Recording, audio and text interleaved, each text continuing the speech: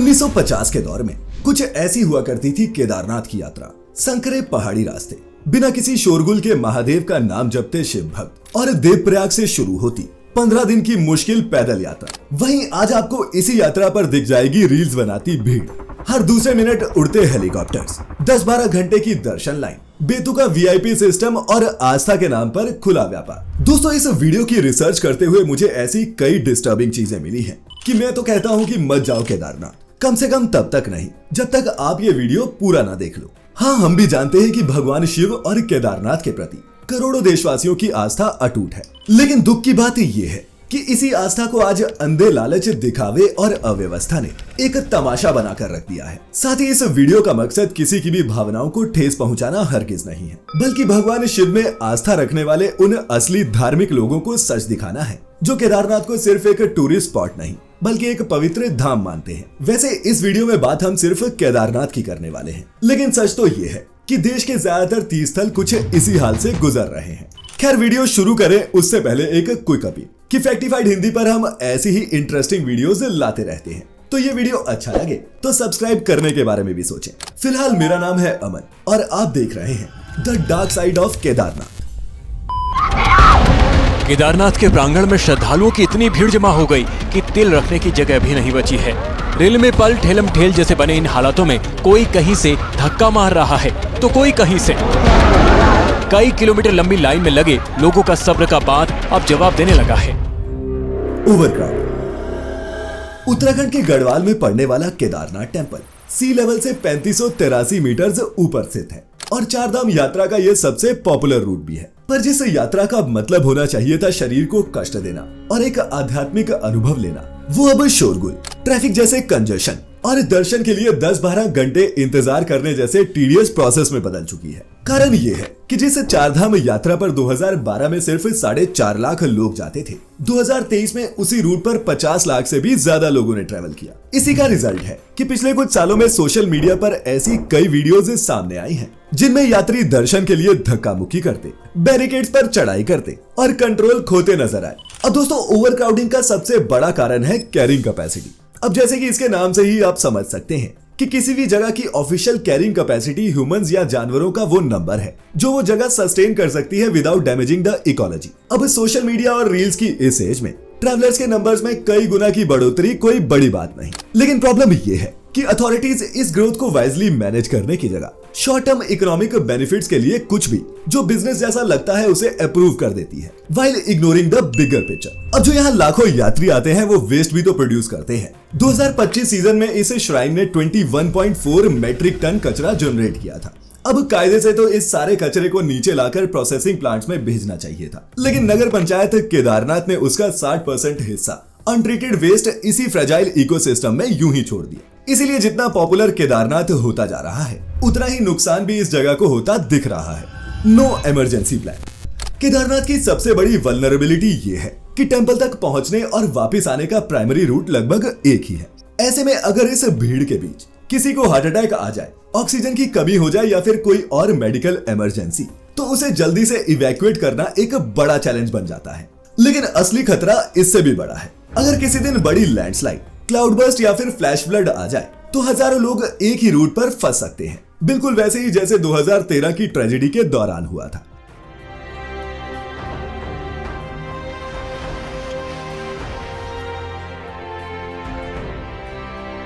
और हिमालय में ऐसी सिचुएशन कभी भी बन सकती है।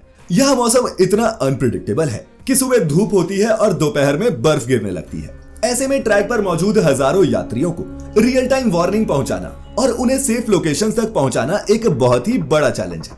कई लोग सोचते हैं कि इमरजेंसी में हेलीकॉप्टर्स मदद कर देंगे, लेकिन हेलीकॉप्टर भी तभी उड़ सकते हैं जब मौसम साथ दे। और सबसे जरूरी बात, हेलीकॉप्टर्स कुछ लोगों को रेस्क्यू तो कर सकता है, हजारों लोगों का मास इवैक्यूएशन नहीं।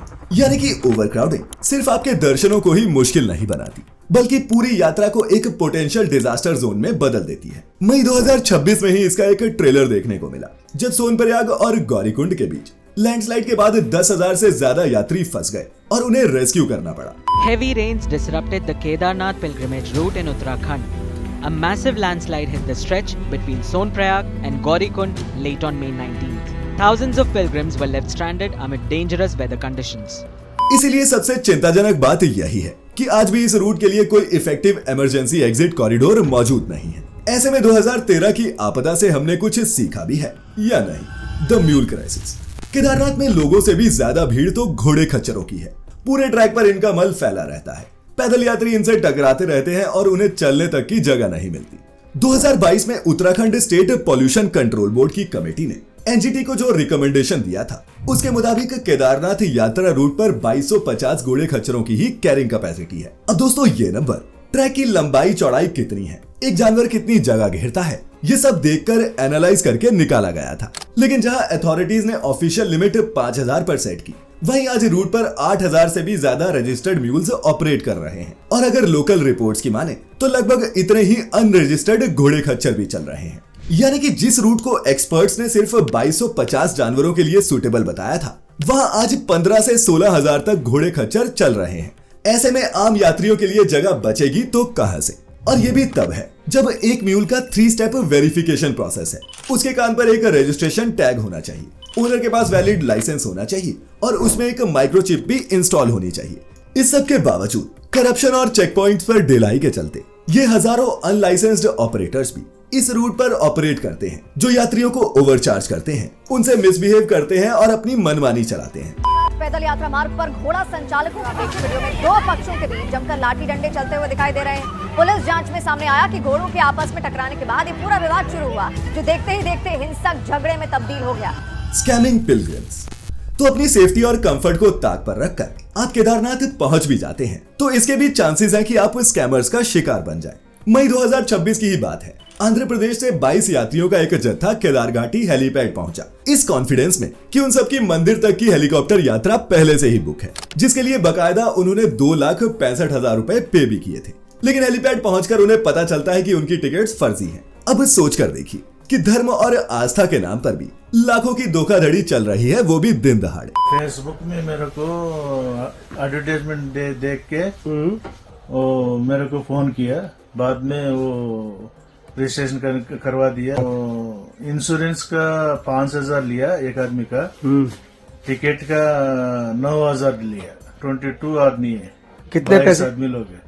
2,65,000 का। 2,65,000 आप पेड कर चुके हैं और अभी ये फोन उठा रहा नहीं उठा रहा है? नहीं उठा रहे, बंद है।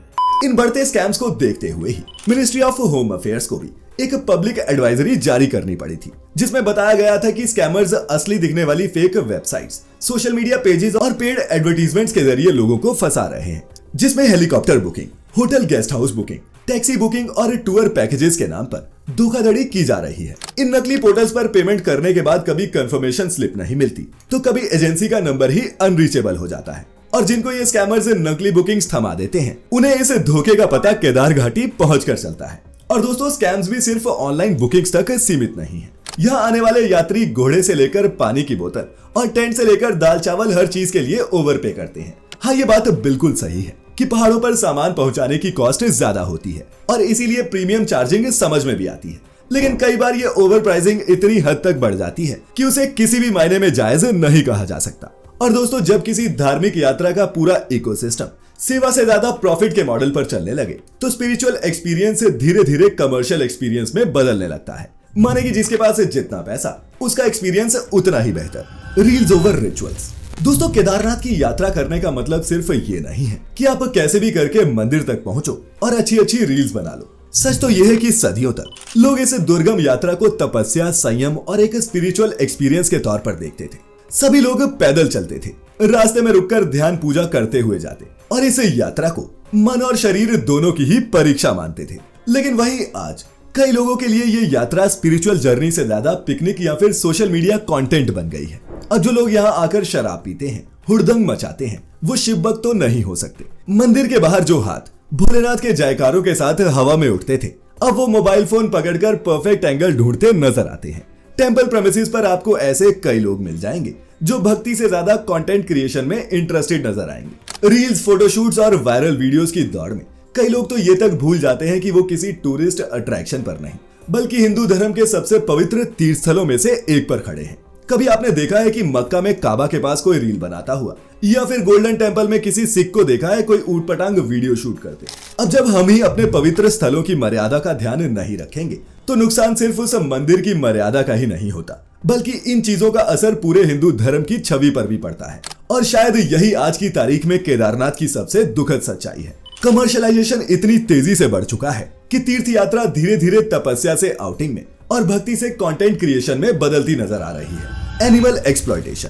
2024 में द प्रिंट की एक रिपोर्ट में बताया गया था कि केदारनाथ यात्रा रूट पर लगभग 10,000 खच्चर और घोड़े हैं जो रसद माल के अलावा मोटे तगड़े इंसानों को भी ढोने का काम करते हैं। लेकिन हैरानी की बात यह है कि इतनी बड़ी संख्या में काम करने वाले इन जानवरों के लिए पूरे रूट पर एक प्रॉपर एनिमल हॉस्पिटल तक मौजूद नहीं है। सिर्फ एक मेडिकल शेल्टर और 3 अंडरस्टाफ्ड ओपीडीज के भरोसे इनकी पूरी मेडिकल केयर चल रही है। और ये हालात तब है जब पीक सीजन के दिनों में 60 से 70 घोड़े हर दिन इंजर होते हैं या फिर बीमार पड़ते हैं। इन बेजुबान जानवरों को डिहाइड्रेशन, ओवरवर्क और खाने की कमी से लगातार जूझना पड़ता है। पूरी उम्र बोझा ढो ढो के ये अपने मालिक के लिए कमाते तो हैं, लेकिन जब इनके बुरे दिन आते हैं तो कई लालची मालिक इन्हें रास्ते में ही बेसहारा छोड़कर चले जाते हैं। भूखे प्यासे जख्मी ये जानवर जब अपनी आखिरी सांसें लेते हैं तो उस मंजर को देखकर कई यात्री भी अंदर से हिल जाते हैं। यही पुअर सपोर्ट सिस्टम एक बड़ा कारण है कि यात्रा के दौरान शायद ही कोई ऐसा दिन हो जब किसी घोड़े या खच्चर की मौत ना होती हो। गवर्नमेंट डेटा के हिसाब से 2022 में 200 खच्चरों की मौत हुई थी। 2023 में यह आंकड़ा 115 था और 2025 में इस यात्रा के पहले 3 दिनों में ही 14 खच्चरों ने दम तोड़ दिया है। और दोस्तों, अगर गौर करेंगे तो ये भी सिर्फ सरकारी आंकड़े हैं जो रजिस्टर्ड जानवरों की डेथ्स के हैं। लोकल्स, वेटरनरी स्टाफ और एनिमल एक्टिविस्ट के मुताबिक केदारनाथ रूट पर हजारों जानवर बिना लाइसेंस के भी ऑपरेट करते हैं।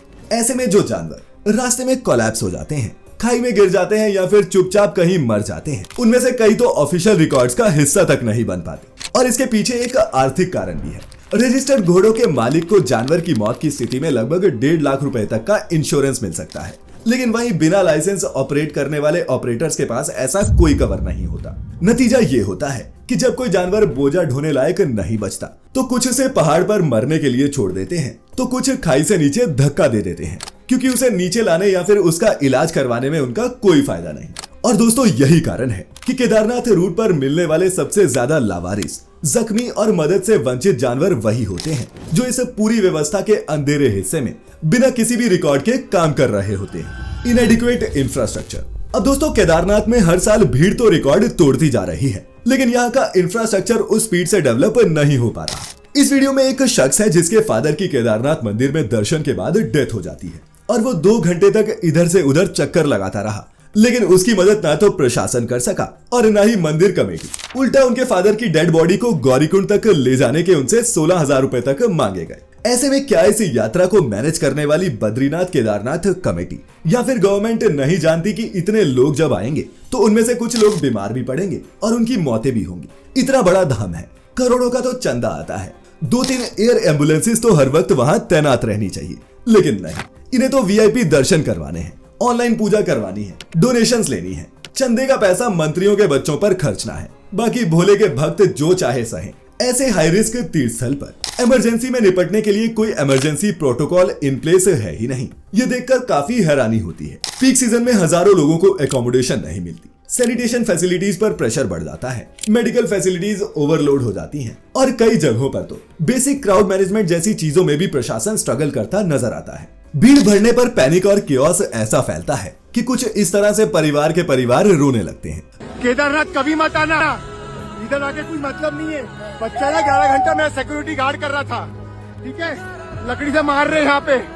भगवान सही जगह पे है, मैनेजमेंट बकवास है, आना मत यहाँ पे कभी। दोस्तों, केदारनाथ यात्रा पर भारत के कोने कोने से शिव भक्त आते हैं और अब तो फॉरेनर्स भी यहाँ पहुंचने लगे हैं।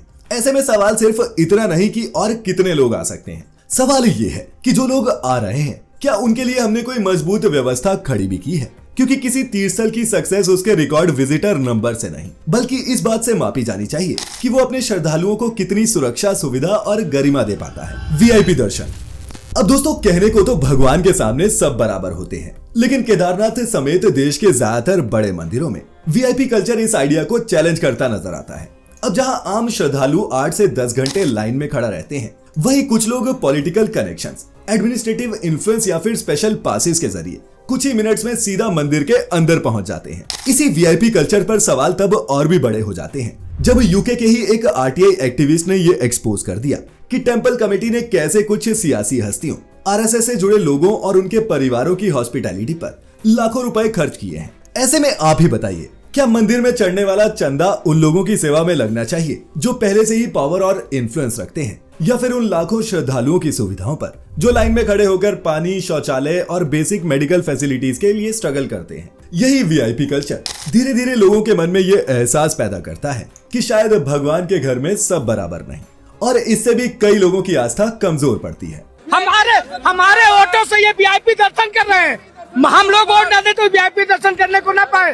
लेकिन कंटिन्यू अनाउंसमेंट किया जा रहा है कि वीआईपी दर्शन नहीं हो रहे हैं, तो हो रहे हैं। तो अगर दर्शन नहीं हो रहे हैं तो हम लोग रात से क्यों लगे हैं? अब दोस्तों, केदारनाथ की यात्रा ऐसी यात्रा है जहां अपने ईगो की सेटिस्फेक्शन के लिए नहीं, उसके डिस्ट्रक्शन के लिए निकले तो ही बेहतर है। इसीलिए सोचें कि कहीं आप ऐसी यात्रा करके पाप के भागीदार तो नहीं बन रहे। इससे तो अच्छा है कि आप घर पर ही बैठे, क्योंकि भगवान कहीं बाहर नहीं, आपके अंदर ही है। और इस वीडियो का मकसद केदारनाथ या फिर किसी की भी आस्था पर सवाल उठाना भी नहीं। हम भी महादेव और केदारनाथ धाम में पूरी आस्था रखते हैं, लेकिन आस्था का मतलब ये नहीं कि जो गलत हो रहा है उस पर बात ही ना की जाए। Overcrowding, scams, VIP culture, infrastructure की कमी, वेस्ट मैनेजमेंट और एनिमल एक्सप्लॉयटेशन, इन सभी मुद्दों को उठाना जरूरी है, क्योंकि केदारनाथ दूसरी यात्राओं के लिए भी एक रोल मॉडल बन सकता है। अच्छा या बुरा ये हम डिसाइड करेंगे। और सच कहूं तो इन सब परेशानियों के बावजूद अब भी जब शिव भक्त केदारनाथ मंदिर के सामने पहुंचते हैं तो उनकी आंखें आज भी नम हो जाती हैं। महादेव के इस धाम की वो महिमा, वो अनुभव आज भी वैसा ही है। बस उम्मीद यही करते हैं कि आने वाले समय में व्यवस्था भी उस आस्था के लायक बन सके। तो क्या आप भी केदारनाथ यात्रा कर चुके हैं? अगर हाँ तो सबके साथ शेयर करें कि इस वीडियो में कितना झूठ बताया गया है और कितना सच। और हाँ, केदारनाथ से जुड़ी कुछ और भी अनएक्सप्लेन्ड मिस्ट्रीज हैं जिन पर हमारी रिसर्च कंप्लीट हो चुकी है। तो अगर इस वीडियो पर 1000 से ज्यादा लाइक्स आते हैं तो हम केदारनाथ के कई सीक्रेट्स को भी डिकोड करेंगे, और कहानी नहीं, फैक्ट्स के साथ। तो वीडियो को लाइक करें, शेयर करें और फैक्टिफाइड हिंदी को ज्वाइन करके हमारे परिवार का हिस्सा बने। मैं हूं आपका होस्ट अमन, आप देख रहे थे फैक्टिफाइड। हर हर महादेव।